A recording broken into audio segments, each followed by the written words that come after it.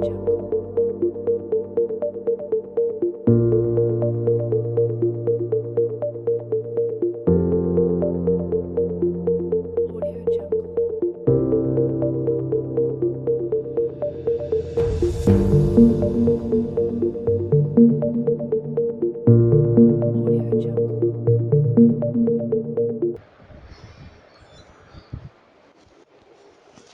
students, welcome back to the channel. So today we are going to start rotational kinetic energy. Rotational motion का पहला part रहेगा rotation kinetic energy, और उसके बाद हम लोग मूवमेंट ऑफ इनर्शिया पे देखेंगे मूवमेंट ऑफ इनर्शिया क्या होता है.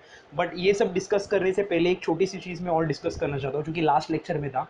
लास्ट लेक्चर में क्वेश्चन नंबर 18 सॉल्व किया था हम लोग ने, जहाँ पे एक आई गेस रॉड स्ट्रिंग वाली केस थी, स्ट्रिंग वाली केस. तो स्ट्रिंग वाली केस में नीचे वेलोसिटी दी थी 10 मीटर पर सेकेंड, और टॉप मोस्ट पे वेलोसिटी दी थी 6 मीटर पर सेकेंड, ऐसी कुछ दी थी वेलोसिटी. ये दो वैल्यूज़ दी थी 6 मीटर पर सेकेंड और 10 मीटर पर सेकेंड. और हम लोग ने law of conservation of kinetic energy use करके हम लोग ने डायमीटर की वैल्यू निकाली थी. राइट, डायमीटर की वैल्यू हम लोग ने law of conservation of kinetic energy से निकाली थी. बट अगर इन केस किसी स्टूडेंट को ऐसे क्लिक हुआ कि ये मैं ये स्टूडेंट पॉइंट ऑफ व्यू से बोल रहा हूँ, कंजर्वेशन ऑफ काइनेटिक एनर्जी चलेगा वैसे ही हम लोग डायरेक्टली यूज़ कर सकते हैं.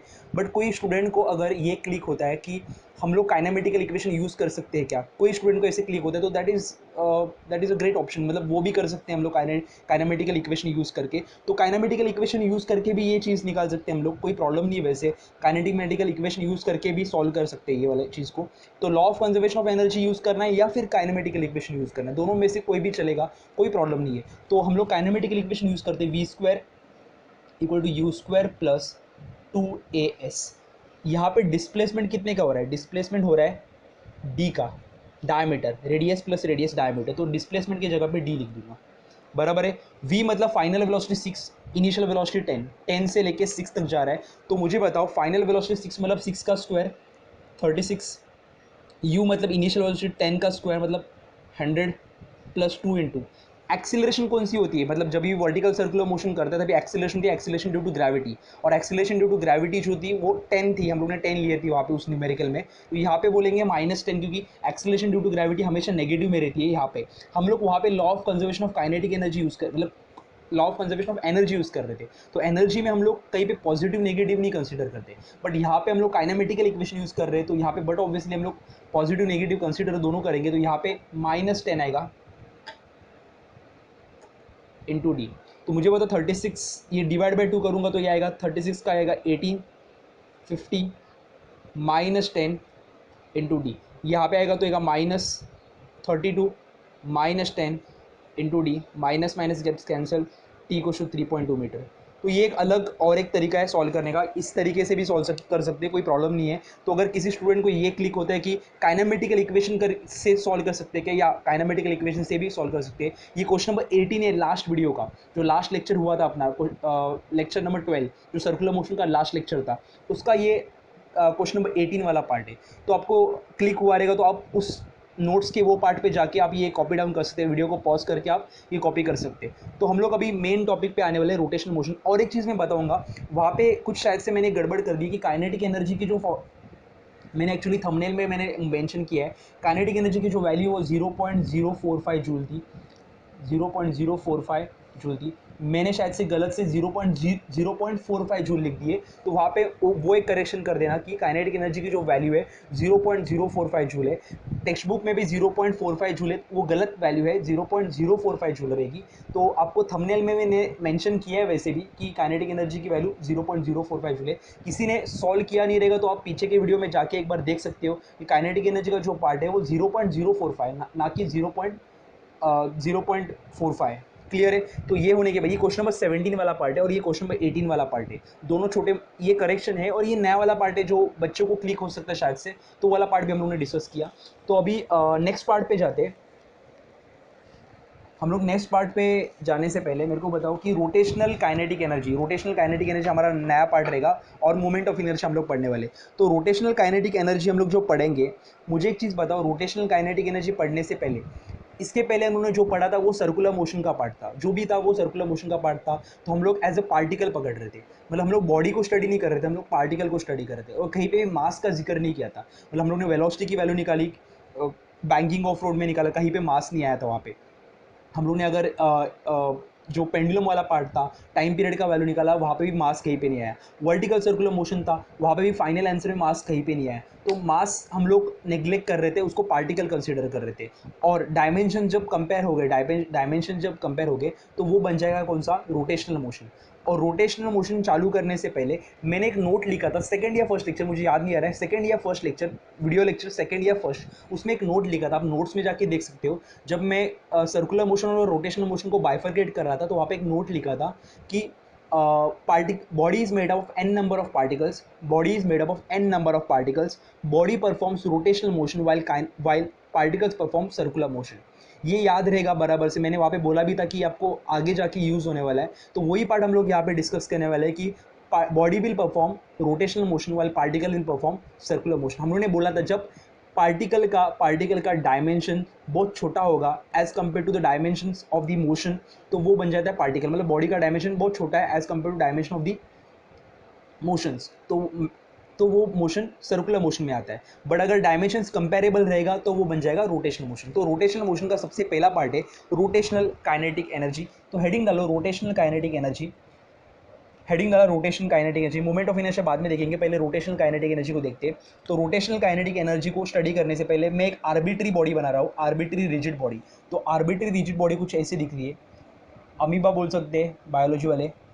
तो आर्बिट्री रिजिड बॉडी कुछ ऐसे दिख रही है। तो आर्बिट्री रिजिड बॉडी में एक पॉइंट है ओ, एक पॉइंट ओ है, और ओ में से मेरा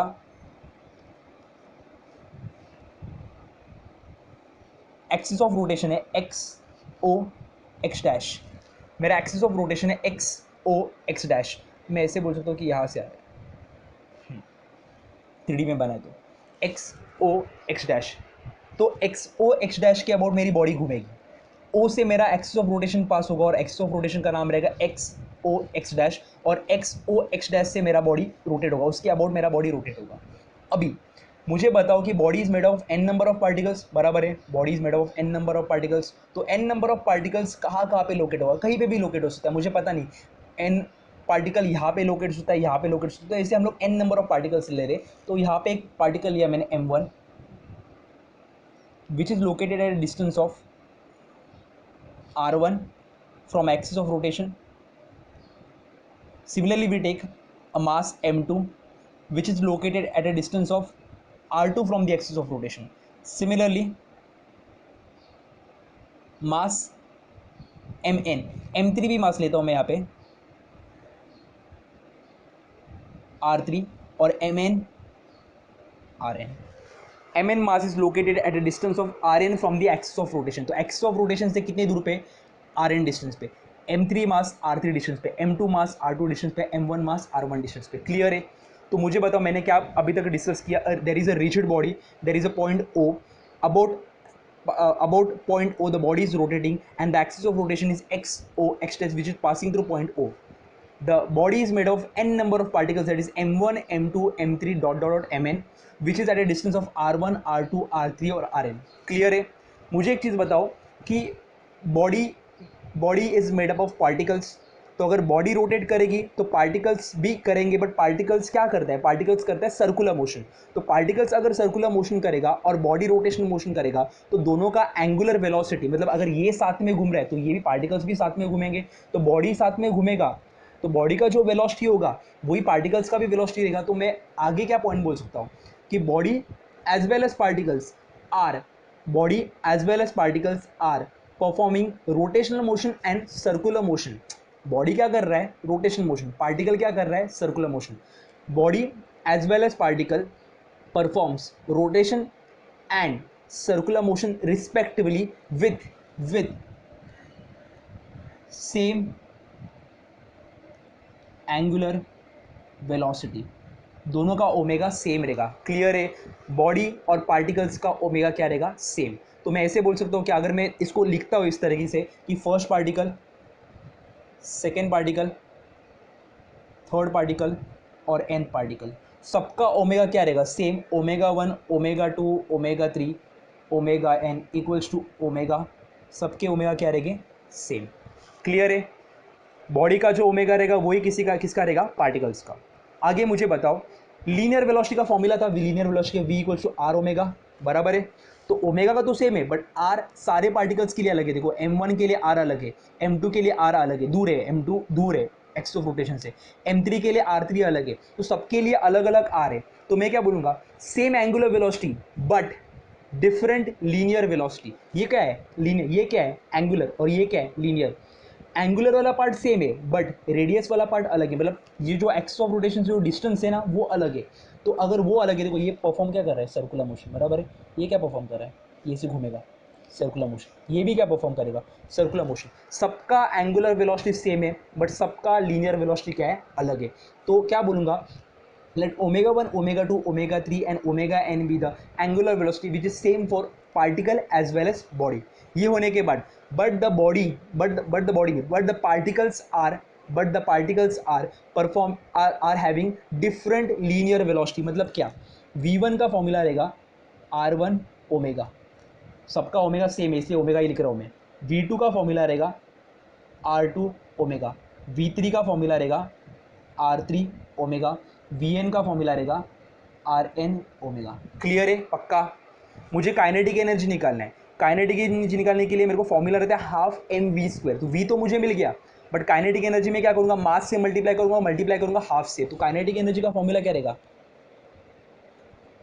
हाफ m1 v1 का square. Kinetic energy second particle का क्या रहेगा, ये पार्टिकल्स का बात करें हम लोग, फॉर्मूला क्या रहेगा, हाफ m2 v2 का स्क्वायर। वैसी काइनेटिक एनर्जी थर्ड पार्टिकल का हाफ m3 v3 का स्क्वायर। वैसी n पार्टिकल का हाफ mn vn का स्क्वायर। क्लियर है। मुझे एक चीज़ पता है कि वेलोसिटी का फॉर्मूला r1 ओमेगा, मैं यहाँ पे पुट करूँगा तो क्या मिलेगा, half m1 r1 square omega square. वैसी half m2 r2 square omega square. वैसी half mn rn square omega square. वैसे इधर half mn rn square omega square. Clear है। Kinetic energy first particle, kinetic energy of second particle, kinetic energy of third particle और kinetic energy of nth particle. मुझे एक चीज़ बताओ, kinetic energy कैसे है, kinetic energy particles का निकाला मैंने, मुझे निकालना है काइनेटिक एनर्जी ऑफ रोटेशनल, मतलब रोटेशन काइनेटिक मतलब किसका, बॉडी का। रोटेशन मतलब बॉडी, सर्कुलर मतलब पार्टिकल। तो हम लोग अभी जो निकाला है वो पार्टिकल का बात कर रहे हैं, अभी मुझे बॉडी का निकालना है। But body is made of n number of particles. तो अगर बॉडी पार्टिकल से बना है तो kinetic energy of rotational body या फिर रोटेशनल काइनेटिक एनर्जी कैसे मिलेगा, सारे काइनेटिक एनर्जी को मैं ऐड करूंगा, पार्टिकल की काइनेटिक एनर्जी को ऐड करूंगा तो मेरे को क्या मिलेगा, रोटेशनल काइनेटिक एनर्जी। तो मैं लिखूंगा kinetic energy of rotational body equals to kinetic energy of particle 1 plus kinetic energy of particle 2 plus kinetic energy of particle 3। कहाँ तक जाएगा ये, kinetic energy of particle n। Clear है। तो मुझे बताओ काइनेटिक एनर्जी पार्टिकल 1 क्या है, half m1 r1 square omega square plus half m2 r2 square omega square plus half m3 r3 square omega square plus कहाँ तक, half mn rn square omega square. Clear है। Kinetic energy first particle का यहाँ पे लिया, second particle का यहाँ पे, थर्ड पार्टिकल का यहाँ पे, फोर्थ पार्टिकल का यहाँ पे। कॉमन क्या आएगा, कॉमन हाफ कॉमन, और क्या आएगा कॉमन, ओमेगा स्क्वायर। अंदर क्या रहेगा, अगर हाफ और ओमेगा स्क्वायर बाहर आ गया तो बचा क्या, m1 r1 square plus m2 r2 square plus, मैं डायरेक्टली m3 r3 नहीं लिखता, डायरेक्टली mn rn स्क्वायर लिखता हूँ, mn rn स्क्वायर। क्लियर है।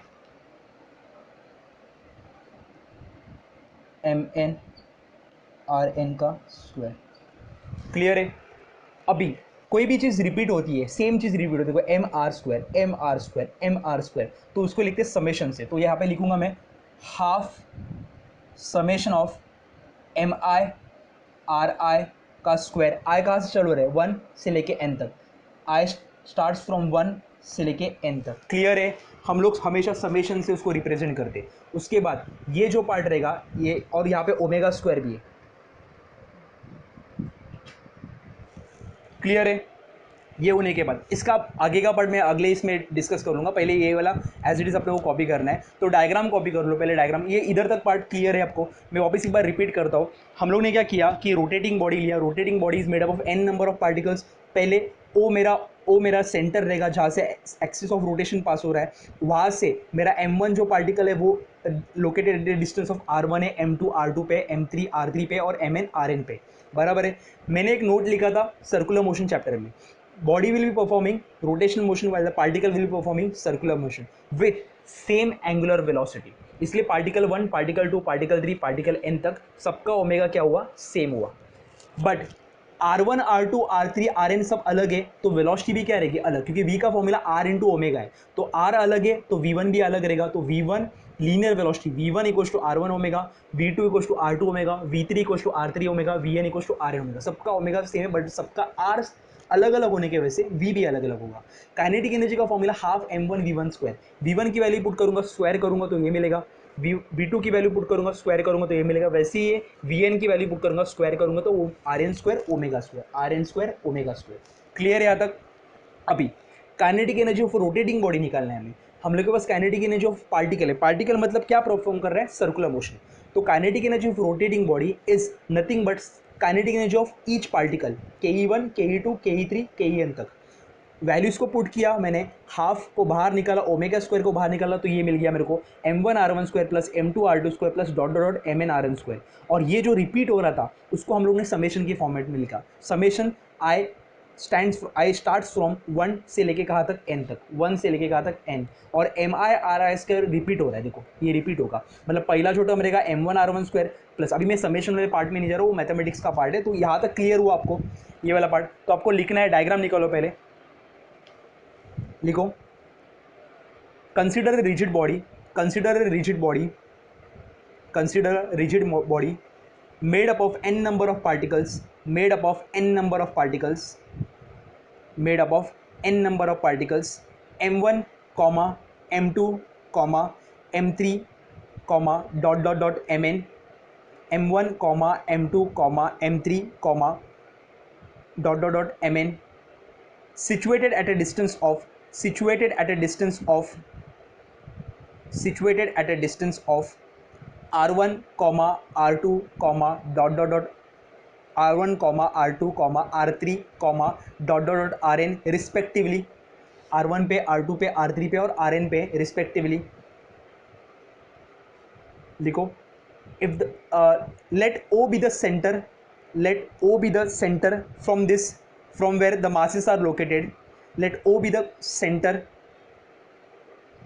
from where the masses are located। वो मत लिखो let O be the centre, मत लिखो, ऐसे लिखो let X O X dash, वो कैंसिल करो और लिखो let X O X dash be the axis of rotation, let X O X dash be the axis of rotation, axis of rotation passing through point O, passing through point O where the body about which the body will rotate, about which the body will rotate। हाँ next लिखो आगे, body will perform rotational motion, वही note लिखना है, body will perform rotational motion while particle will perform, while particle will perform circular motion, while particle will perform circular motion with same angular velocity, with same angular velocity, that is omega 1 comma omega 1 equal to omega 2 equal to omega 3 equal to omega n equal to omega। ये लिखो with same angular velocity omega 1 equal to omega 2 equal to omega 3 equal to omega n equal to omega, but different linear velocity, but different linear velocity, that is v1 equals to r1 omega, v2 equals to r2 omega, v3 equals to r3 omega, vn equals to rn omega respective.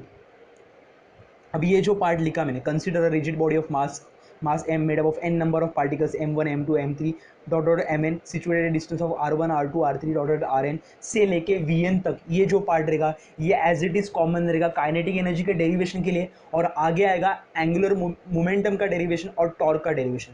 ये तीनों derivation के लिए ये वाला part as it is common रहेगा, कुछ भी change नहीं वाला, सिर्फ नीचे का पार्ट चेंज होगा, बाकी यहाँ तक का पार्ट डिट्टो सेम रहने वाला, कुछ भी चेंज नहीं होगा। मैं बोल रहा हूँ ये चीज़ याद रखो बराबर से। बॉडी बन रहा है पार्टिकल से, पार्टिकल यहाँ पे डिस्ट्रीब्यूट है, ओमेगा सेम रहेगा क्योंकि सब लोग सेम एंगुलर वेलोसिटी से मूव कर रहे हैं। बॉडी रोटेशनल मोशन करता है, पार्टिकल सर्कुलर मोशन करता है, सबका लीनियर वेलोसिटी अलग रहेगा। ये वाला पार्ट याद रखो, ये आगे के डेरिवेशंस भी यूज होगा एज इट इज, कुछ भी चेंज नहीं रहेगा, एज इट इज आपको लिखना है। मैं बोलूंगा जब आगे के इसमें डेरिवेशन में कॉपी करना है तो आपको यहाँ तक वैसे ही कॉपी करना है।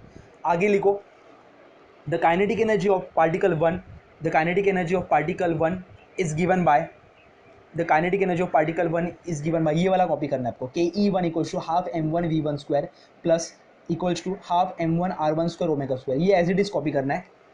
Similarly ke2 equals to half m2 r2 square omega square, ke2 equals to half m2 r2 square omega square dot dot dot डॉटken equals to half mn rn square omega square.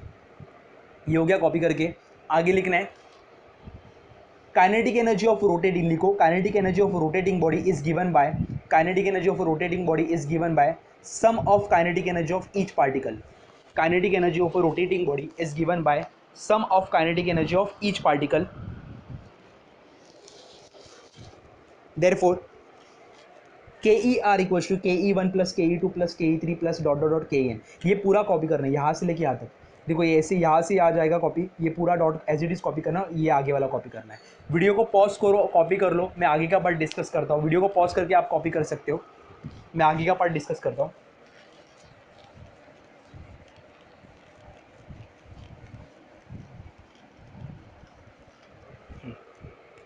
KE का formula क्या था rotation का, half summation I1 से लेके N तक MI/RI का square, और क्या था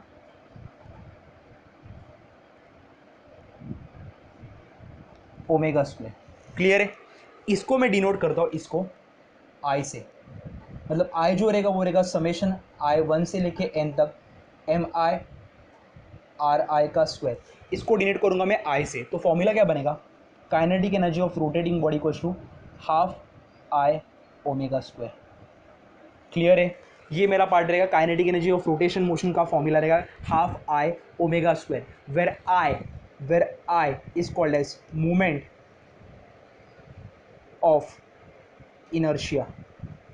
मैं बाद में डिस्कस करूंगा मोमेंट ऑफ इनर्शिया क्या है, फिलहाल के लिए ये एज इट इज आपको कॉपी करना है। समझ में आ रहा है? MI/RI square summation of I equal to 1 से लेके N तक MI/RI स्क्वायर को मैंने रिप्रेजेंट किया I से, और kinetic energy of rotation motion का फॉर्मूला बन गया हाफ I ओमेगा स्क्वायर। यहाँ तक आपको क्लियर रहेगा कि मैंने क्या किया है, हाफ I ओमेगा स्क्वायर कहाँ से आया, ये क्लियर है। अभी सुनो, अभी एक चीज़ मैं बताऊंगा कि शॉर्टकट में याद कैसे रखना है, शॉर्टकट में ये सब चीज़ों को कैसे याद रखना है। जो मेरे स्टूडेंट्स हैं, मतलब मेरे क्लासेस के जो स्टूडेंट्स या फिर मेरे को जो पहचानते हैं, जिनको मैंने पढ़ाया है 11th स्टैंडर्ड में पढ़ा है, उनको मेरा निकनेम पता रहेगा। मेरा निकनेम क्या है, मेरा निकनेम विकी है। तो मेरा निकनेम विकी है, तो विकी तुम लोग को पता रहेगा। तो शॉर्टकट में ऐसे लिखना है VKE, VKE, मतलब सबसे पहले हम लोग निकाल रहे हैं लीनियर वेलोसिटी और उसके बाद निकाल रहे हैं काइनेटिक एनर्जी, बराबर है। VKE मतलब पहले वेलोसिटी बाद में काइनेटिक, पर वेलोसिटी के पहले ओमेगा भी आना चाहिए, तो पहले ओमेगा भी निकालूंगा, तो ओमेगा तो नेसेसरी है ही। पहले वेलोसिटी निकाला, उसके बाद क्या निकाला, काइनेटिक एनर्जी, और दोनों को ऐड किया। मतलब काइनेटिक एनर्जी जो मिलेगा मेरे को, फाइनल काइनेटिक एनर्जी मिलेगा, उसको मैं क्या करूँगा, मैं ऐड, दोनों को मतलब क्या, काइनेटिक एनर्जी जो मिलेगा उसको ऐड करूँगा। तो वेलोसिटी पहले निकालूंगा, काइनेटिक एनर्जी निकालूंगा, बाद में काइनेटिक एनर्जी को क्या करूँगा, मैं ऐड। तो शॉर्टकट कैसे याद रखना है, विकी। तो रोटेशनल काइनेटिक एनर्जी का शॉर्टकट क्या है, विकी। मेरा निकनेम जो है विकी, मेरा नाम तो विवेक है, बट निकनेम घर पे बुलाते हैं विकी, और क्लास में भी बच्चे मेरे को विकी सर से ही बुलाते। तो विकी मेरा शॉर्ट निकनेम है। तो विकी ये रोटेशनल काइनेटिक एनर्जी का शॉर्टकट भी होता है। वी मतलब वेलोसिटी पहले निकालो, KE मतलब काइनेटिक एनर्जी। हाँ भी, हाँ प्लीज़ मुझे ये मत बताओ कि सर विकी का स्पेलिंग VICKY होता है। हाँ मुझे पता है विकी का स्पेलिंग VICKY, बचपन से मैं यही लिख रहा हूँ, बट अभी के लिए फॉर आवर कन्वीनियंस, आपको याद रखने के लिए विकी का स्पेलिंग आज से VKE होगा। प्लीज़ ऐसे मुझे कमेंट सेक्शन में मत बताओ कि सर विकी का स्पेलिंग गलत लिखा है, ये लिखा है। विकी का स्पेलिंग VICKY वाई ही है, बट हम लोगों को अपने कन्वीनियंस के लिए मैंने वी के ई लिखा है। क्लियर है? तो प्लीज़ कमेंट सेक्शन में या फिर मुझे पर्सनल मैसेज करके बोलेंगे सर वी के का स्पेलिंग गलत लिख दिया आपने। तो काइनेटिक एनर्जी वाला पार्ट है वो पहले वेलोसिटी निकालेंगे, काइनेटिक एनर्जी निकालेंगे और ईच काइनेटिक एनर्जी को ऐड करेंगे तो मेरे को रोटेशनल काइनेटिक एनर्जी मिलेगी। क्लियर है वाला पार्ट? सबको क्लियर है? आगे हम लोग देखेंगे क्या है। ये हो गया मेरा रोटेशनल काइनेटिक एनर्जी का पार्ट। अभी हम लोग आगे जाके देखेंगे मोमेंट ऑफ इनर्शिया क्या होता है। तो मोमेंट ऑफ इनर्शिया क्या होता है वो देखते हैं।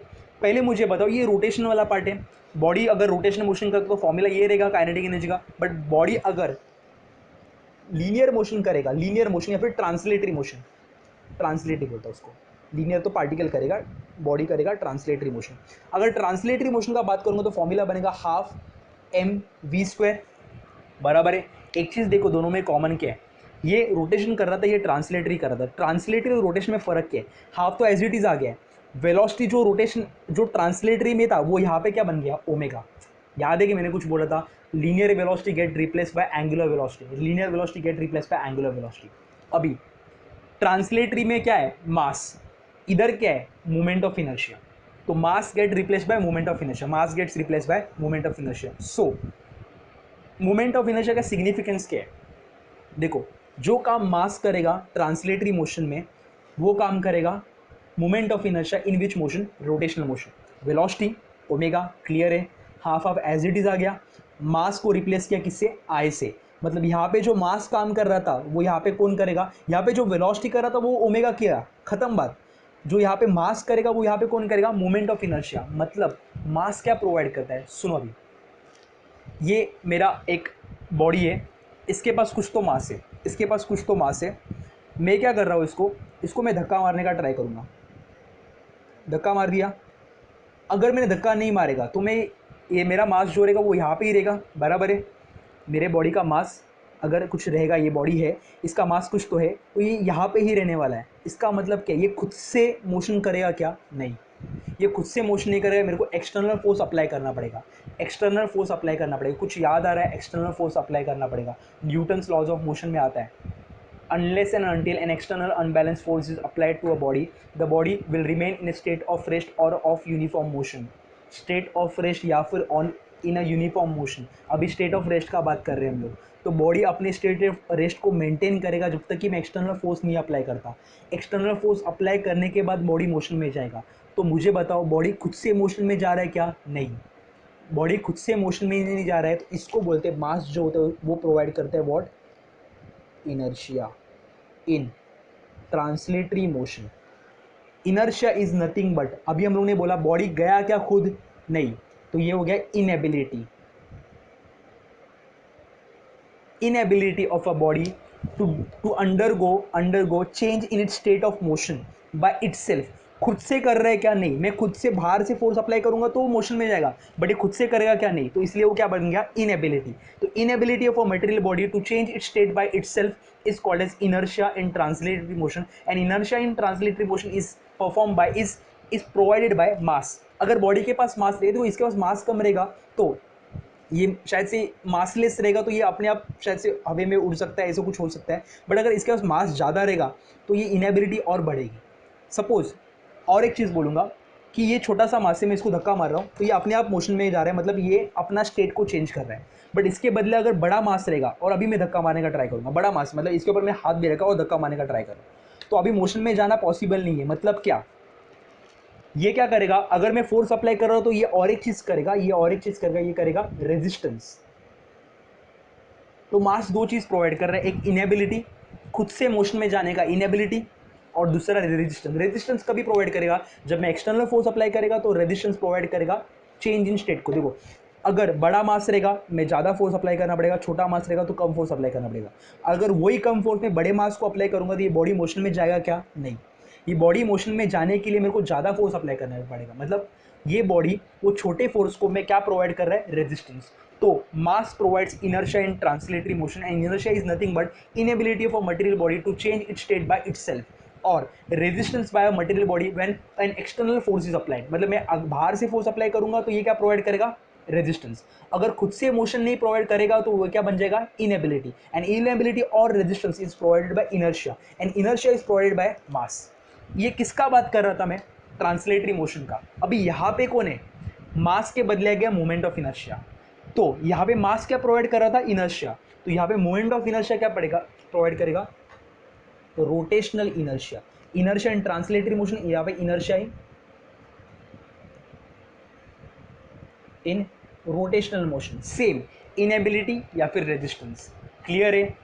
अगर मेरा बॉडी ऐसे है, इसको मेरे को घुमाना है, इसको मेरे को रोटेट करना है, इसको मेरे को रोटेट करना है, तो अगर इस बॉडी का मास ज़्यादा रहेगा, इस बॉडी का मास ज़्यादा रहेगा, तो ये रोटेट करने के लिए मेरे को ज़्यादा फोर्स नहीं, यहाँ पे आएगा टॉर्क। वहाँ पे फोर्स था, यहाँ पे आएगा टॉर्क, बाद में डिस्कस करेंगे। वहाँ पे फोर्स मोशन को चेंज करते हैं, यहाँ पे टॉर्क मोशन को चेंज करते हैं। तो हम लोग क्या बोलेंगे, तो अगर इसका मास ज़्यादा रहेगा तो इधर ज़्यादा फोर्स अप्लाई करना पड़ेगा इसको घुमाने के लिए, या फिर ज़्यादा टॉर्क अप्लाई करना पड़ेगा इसको घुमाने के लिए। क्लियर है। तो inertia provides inability. Inertia is nothing but inability of a material body to change its state by itself, in which motion, rotation motion का बात करेगा। और यहाँ पे कौन प्रोवाइड करेगा, यहाँ पे मास कर रहा है, तो यहाँ पे कौन प्रोवाइड करेगा, मोमेंट ऑफ इनर्शिया। क्लियर है क्या। तो हम लोग एनालॉगस क्वांटिटी पढ़ रहे हैं, तो लिखो आगे, कंपेयरिंग, ये वाला लिखा, comparing kinetic energy of a translatory motion, comparing kinetic energy of a translatory motion with rotational motion, comparing kinetic energy of a translatory motion with rotational motion, we replace velocity with angular velocity and mass with moment of inertia, लिखो आगे, mass provides inertia in translatory motion, while moment of inertia provides inertia in rotational motion,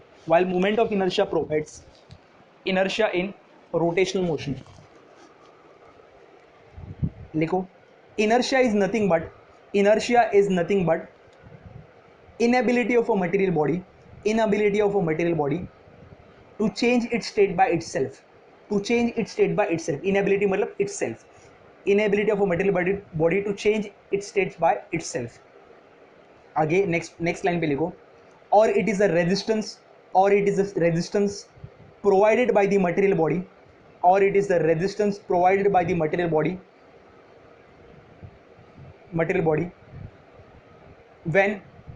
when an external medium नहीं बोलूँगा, when an external force or torque in translatory and इधर क्या होगा, rotation, in translatory and rotational motion respectively is applied to change the state, resistance, जब हम लोग external force या फिर टॉर्क अप्लाई करेंगे तभी रेजिस्टेंस का बात करेंगे। इनएबिलिटी का बात करेंगे मतलब क्या आएगा, इनएबिलिटी का बात करेंगे तभी क्या आएगा, inability by itself to undergo the change in state, वो इनएबिलिटी होगा। क्लियर है। अभी ये हो गया मास और ये हो गया मोमेंट ऑफ इनर्शिया। तो mass provides inertia in translatory motion, while moment of inertia provides inertia in rotational motion. Clear है। अभी ध्यान दो, मास स्केलर क्वांटिटी की वेक्टर क्वांटिटी है, स्केलर, तो इनर्शिया, मोमेंट ऑफ इनर्शिया भी क्या रहेगा, स्केलर क्वांटिटी। क्लियर है। तो लिखो, moment of inertia is an scalar quantity, moment of inertia is an scalar quantity, और उसका यूनिट रहेगा केजी, और ये मीटर स्क्वायर, आर मतलब लेंथ, मतलब मीटर के केस में रहेगा तो वो kg metre square, and the unit is kg metre square. आगे लिखो, characteristics of moment of inertia मैं डिस्कस करूंगा नेक्स्ट लेक्चर में। नेक्स्ट लेक्चर वाला पार्ट है जब रेडियस ऑफ गायरेशन हम लोग डिस्कस करेंगे, तभी हम लोग कैरेक्टरिस्टिक्स को भी डिस्कस करेंगे, बट कैरेक्टरिस्टिक्स लिखेंगे अपन अभी, क्योंकि रेडियस ऑफ गायरेशन के कैरेक्टरिस्टिक्स और मोमेंट ऑफ इनर्शिया के कैरेक्टरिस्टिक्स दोनों भी सेम रहेंगे। तो लिखो पहला point, moment of inertia depends upon size, shape and mass of the body. Moment of inertia depends upon size, shape and mass of the body. पहला point हुआ। Second point में पूरा डिस्कस करूंगा रेडियस ऑफ गायरेशन के time पे। पहला point हो गया। सेकंड पॉइंट लिखो, moment of inertia depends upon distribution of mass from the axis of rotation. ये भी डिस्कस करूंगा। Moment of inertia depends upon distribution of mass from the axis of rotation. उसके बाद तीसरा point, it depends upon position and orientation of axis of rotation. ये भी discuss करने वाला हूँ। तीनों पॉइंट डिस्कस करूंगा जब रेडियस ऑफ गायरेशन वाला पार्ट कंप्लीट होने के बाद। दोनों की प्रॉपर्टी सेम है तो एक साथ ही डिस्कस करेंगे। तो तीसरा point, it depends upon position and orientation of axis of rotation. It depends upon position and orientation of axis of rotation. Star mark करके लिखो ये तीनों पॉइंट को, हम लोग डिस्कस करने वाले बाद वाले लेक्चर में। क्लियर है? यहाँ तक आपको क्लियर हुआ रहेगा कि क्या करना है क्या नहीं करना है। अगला पार्ट में थोड़ा सा एक बार बता के रख दो कि नेक्स्ट लेक्चर्स में हम लोग क्या डिस्कस करने वाले हैं। मुझे एक चीज़ पता, तीन डेरिवेशन हम लोग देखने वाले, तीन डेरिवेशन। पहला था काइनेटिक एनर्जी, दूसरा था टॉर्क, और तीसरा रहेगा टॉर्क, बराबर टॉर्क ये, और तीसरा रहेगा एंगुलर मोमेंट, रोटेशन बॉडी। मुझे बताओ काइनेटिक एनर्जी यहाँ पे क्या है? ट्रांसलेटरी। टॉर्क के बदले आएगा फोर्स, और एंगुलर मोमेंटम के बदले आएगा मोमेंटम, बट कौन सा? लीनियर। ये मुझे बताओ काइनेटिक एनर्जी ऑफ रोटेशन क्या है? हाफ आई ओमेगा स्क्वायर, अभी निकाला मैंने। काइनेटिक एनर्जी ऑफ ट्रांसलेटरी क्या है? Half M V square. देखो आई को रिप्लेस किया एम से, वी को रिप्लेस किया ओमेगा से। क्लियर है? Torque, force. ये फोर्स का फॉर्मूला क्या है? मास इंटू एक्सेलरेशन बराबर है एम इंटू ए। ये मुझे बताओ एक्सेलरेशन रोटेशन में क्या बनता है? अल्फा। इसका नाम क्या? Angular acceleration. जो यहाँ पे लीनियर एक्सेलरेशन, तो वो क्या इधर क्या बन गया? Angular acceleration. मास अभी रिप्लेस किया आई से, देखो तो यहाँ पे मास किससे रिप्लेस होगा? आई। तो टॉर्क का फॉर्मूला क्या रहेगा? I into alpha. क्लियर है? टॉर्क का फॉर्मूला रहेगा I into alpha. Linear momentum का फॉर्मूला क्या है? Mass into velocity, M into V. वो यहाँ पे क्या बनेगा? जो वेलोसिटी इधर था वो बन गया यहाँ पे एंगुलर वेलोसिटी ओमेगा, जो इधर वी था वो इधर क्या बन गया? ओमेगा। एम जो था एम, उसको रिप्लेस किया आई से, तो इधर भी क्या आएगा? आई। क्लियर है क्या? तो हम लोग यही पार्ट देखने वाले हैं कि ये तीनों पार्ट को कैसे हम लोग अलग अलग तरीके से देख सकते हैं। आई इंटू ओमेगा का पार्ट है, आई इंटू अल्फा वाला पार्ट है, आई इंटू ओमेगा स्क्वायर वाला पार्ट है। तो काइनेटिक एनर्जी का पार्ट अलग अलग रहेगा। मतलब काइनेटिक एनर्जी जो ये टर्म्स थे यहाँ पे ट्रांसलेटरी में, यहाँ पे रोटेशन में चेंज होंगे, फोर्स के भी चेंज होंगे, एंगुलर मोमेंटम के भी चेंज होंगे। तो ये तीनों के भी डेरिवेशन देखने वाले। तो ये तीन डेरिवेशंस इंपॉर्टेंट रहने वाले हैं। तीनों के भी मैं शॉर्टकट्स बताऊंगा। तीनों के डेरिवेशन के बाद perpendicular axis theorem, parallel axis theorem आएगा, और law of conservation of angular momentum, या फिर एंगुलर मोमेंटम का law of conservation of angular momentum आएगा, और सबसे लास्ट वाला पार्ट रोलिंग मोशन रहेगा। तो ये 6-7 पार्ट डिस्कस करने हैं पूरे चैप्टर में। चैप्टर बड़ा नहीं है, याद रखना इतना इंपॉर्टेंट नहीं है, बट अगर चीज़ों को समझ के नहीं लेते हो तो बट ऑब्वियसली आपको थोड़ा प्रॉब्लम हो जाएगा चैप्टर में। तो सबसे पहले हम लोगों ने आज काइनेटिक एनर्जी डिस्कस किया। काइनेटिक एनर्जी का पहले मासेस को अलग अलग किया। मासेस का हम लोग ने एंगुलर वेलोसिटी स्केप बोला, लीनियर वेलोसिटी अलग बोला, बाद में काइनेटिक एनर्जी अलग अलग मासेस का निकाला, सारी काइनेटिक एनर्जी को ऐड किया, बाद में काइनेटिक एनर्जी ऑफ बॉडी मिल गया। Kinetic energy of rotating body को ट्रांसलेटरी से कंपेयर किया। वहाँ पे जो आए था वो वहाँ पे जो एम था वो यहाँ पे आया था। वहाँ पे एम क्या प्रोवाइड करता है? इनर्शिया। वहाँ यहाँ पे आई का नाम था moment of inertia, that will provide inertia in rotational motion. वहाँ पे मास का काम था इनएबिलिटी और resistance, inability of a material body to change it state by itself. यहाँ पे inability of a material body to change it state by itself in rotational motion. वहाँ पे resistance of a material body when an external force is applied to change the state. जब force apply करूंगा तो वो बन जाएगा resistance. कहाँ पे? ट्रांसलेटरी पे। रोटेशन में भी वही रहेगा, बट इसका रिप्लेस करूंगा एम को किससे? आई से। क्लियर है? अभी सबसे लास्ट पार्ट, एक लास्ट पार्ट जाने से पहले डिस्कस करूंगा। जब भी हम लोग ट्रांसलेटरी को रोटेशन में कन्वर्ट करते ना, तो रेजिस्टेंस कम हो जाता है। मतलब क्या? सपोज ये मेरा एक, सपोज ऐसे मैं बात कर रहा हूँ कि दो, मेरा एक पूरा एक एक गेट है, गेट बड़ा वाला गेट है, डोर है, ग्रिल बड़ा वाला ग्रिल, स्टील से बना हुआ ग्रिल है। अगर ग्रिल को मेरा ये डोर वाला प्लेस है और ये मेरा ग्रिल है। मुझे बोला गया है कि यार ये ग्रिल को उठा के यहाँ पे रखना है, बंद करना है। तो मतलब दरवाज़ा बंद करने के लिए ग्रिल को पूरा उठाना पड़ेगा और यहाँ पे रखना पड़ेगा ऐसे, तो दरवाज़ा बंद हो गया। खोलने के लिए भी ये ग्रिल को उठा के यहाँ पे वापस रखना पड़ेगा। तो जो मैन पावर लगने वाली है वो ज़्यादा लगने वाली है। शायद से एक बंदे से उठ नहीं सकता, 2-3 बंदे लग सकते। बट अगर ये उठा के रखना, ये बोलते हैं इसको ट्रांसलेटरी मोशन, उठा के रखना, ट्रांसलेटरी मोशन। बट अगर मैं इसको यहाँ से हिंज करता हूँ और ये ग्रिल को मैं ऐसे मोशन देता हूँ, तो ये क्या बन जाता है? ट्रांसलेटरी। ये क्या बन जाता है? Sorry, rotational. अभी मुझे बताओ, स्कूल का गेट देखा था? स्कूल का गेट, जो स्कूल का बड़ा वाला गेट था, हम लोग बचपन में ये करते थे कि या फिर 10th स्टैंडर्ड या फिर अभी भी करते रहेंगे कि स्कूल के गेट पे हम लोग हैंग करते थे। फिर स्कूल के गेट को हैंग करके हम लोग ऐसा मोशन करते थे। अभी यही हम लोग ने अगर बोला कि प्रिंसिपल ने ये पनिशमेंट दी कि वो स्कूल के गेट को आपको उठाना है, तो एक बंदे को उठाना पॉसिबल नहीं है, तो ट्रांसलेटरी मोशन में रेजिस्टेंस ज़्यादा होगा। वही अगर हम लोग रोटेशनल मोशन करूँगा, मतलब हिंज करने के बाद ये रोटेशनल मोशन हो जाएगा, तो उसको हम लोग जस्ट पुश भी करेंगे तो भी वो आगे जा सकता है। क्लियर है क्या? तो ट्रांसलेटरी मोशन को अगर रोटेशनल मोशन में कन्वर्ट करेंगे तो हम लोग का जो रेजिस्टेंस होगा to the motion will be lesser. इसका एग्जांपल हम लोग दे सकते हैं कि जो हम लोग के घर पे जो गैस सिलेंडर वाला आता है, तो गैस सिलेंडर कभी भी सिलेंडर को ड्रैग नहीं करता, वो सिलेंडर को ऐसे रोटेट करता है। बराबर है क्या? गैस सिलेंडर वाले को मोमेंट ऑफ इनर्शिया पता है? नहीं। गैस सिलेंडर वाला एक लॉजिक लगा रहा है कि यार हाँ, उसने खींच के देखा रहेगा तो बट ऑब्वियसली ज़्यादा पावर लगता रहेगा, तो वो उसको घुमाता है। जो घुमाएगा, खींचता था तो वो क्या था? ट्रांसलेटरी मोशन प्रोवाइड कर रहा था। बट अगर जब उसने रोटेट किया तो क्या हुआ? रोटेट किया तभी क्या हुआ? तभी वो रोटेशनल मोशन में कन्वर्ट हुआ। तो ट्रांसलेटरी के बदले रोटेशनल मोशन में जब कन्वर्ट कर दिया तो मोशन इजीली पॉसिबल हो गया। क्लियर है क्या? तो हमेशा ट्रांसलेटरी को जब हम लोग रोटेशनल मोशन में कन्वर्ट करते तभी वो मोशन इजीली पॉसिबल होता है। तो ऐसे फिजिक्स वर्क करता है कि यार मतलब जब भी एक मोशन को दूसरे फॉर्म में कन्वर्ट कर रहे हैं हम लोग को लाइफ इजी करने के लिए, मतलब ट्रांसलेटरी को रोटेशन में कन्वर्ट किया तो मेरा रेजिस्टेंस कम हो गया और मोशन इजीली पॉसिबल हुआ। तो यहाँ पे भी हम लोग एक ही डायलॉग मार सकते हैं कि life is that simple because physics work. तो life is simple because physics work. Translatory को रोटेशन में कन्वर्ट किया, मोशन इजीली पॉसिबल हुआ, रेजिस्टेंस कम हो गया। Yes, physics work. तो हम लोग लेक्चर को यहाँ पे एंड करेंगे। नेक्स्ट लेक्चर का जो पार्ट रहेगा वो रेडियस ऑफ गायरेशन वाला पार्ट रहेगा और मोमेंट ऑफ इनर्शिया के डिस्क और रिंग वाला मोमेंट ऑफ इनर्शिया का मतलब मोमेंट ऑफ इनर्शिया निकालेंगे। तो वो दो पार्ट रहेंगे, हम लोग नेक्स्ट लेक्चर में डिस्कस करेंगे। अगर वीडियो को यहाँ तक देखा रहेगा तो वीडियो को लाइक करो, अपने दोस्तों के साथ शेयर करो, और अगर सब्सक्राइब किया नहीं रहेगा, नए मेंबर्स रहेंगे तो प्लीज़ सब्सक्राइब करना मत भूलना।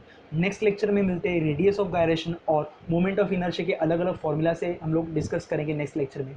Till then, bye bye.